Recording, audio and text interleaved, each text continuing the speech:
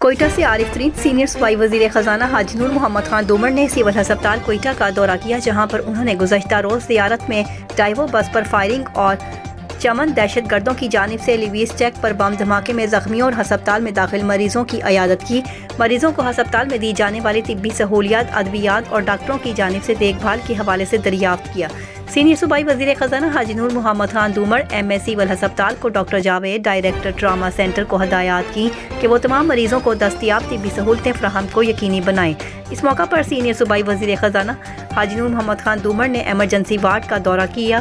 Senior صوبائی وزیر نے ہسپتال میں مختلف ترقیاتی کام کا معائنہ کیا۔ ترقیاتی کام میں عدم دلچسپی پر برہمی کا اظہار کرتے ہوئے کہا، سول ہسپتال میں علاج معالجہ کے لیے پورے صوبے سے لوگ آتے ہیں۔ سول ہسپتال کوئٹہ کو جدید سہولیات سے آراستہ کر کے مریضوں کو تمام تر طبی سہولیات کی فراہمی کے لیے حکومت تمام تر وسائل کو بروئے کار لائے گی۔